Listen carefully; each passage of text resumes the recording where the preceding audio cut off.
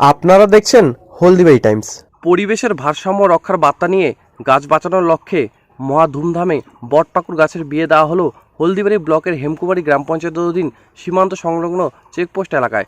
একদিকে তীব্র তাপপ্রবাহ, অন্যদিকে বৃষ্টি নেই, যার জেরে নষ্ট হচ্ছে জমির ফসল, ক্রমেই নেমে যাচ্ছে ভূগর্ভস্থ জলাশয়। আর বৃক্ষছেদনের কারণেই পরিবেশের ভারসাম্য হারাচ্ছে বলে পরিবেশবিদরা দাবি করেছেন।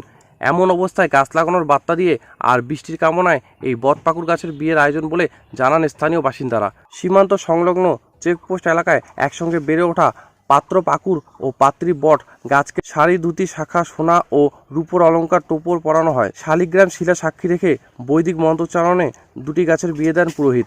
বিয়েতে বরের বাবা মায়ের ভূমিকায় ছিলেন প্রভাতচন্দ্র রায় ও নীরু রায় দম্পতি এবং কনের বাবা মায়ের ভূমিকায় ছিলেন তাদের প্রতিবেশী রাজকুমার রায় ও বিমলা রায় দম্পতি।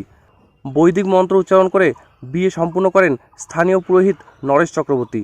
ছিলেন কনে ও বরের বাবা মা, এমনকি আত্মীয় স্বজনরাও। বিয়েতে পাত পেরে খেলেন বরযাত্রী ও কনেযাত্রীও। খাবারে ছিল ভাত, ডাল, সবজি, মাছ, পাঁপড়, চাটনি, মিষ্টি ও দই। ছিল ডিজে ও ব্যান্ড পার্টিও।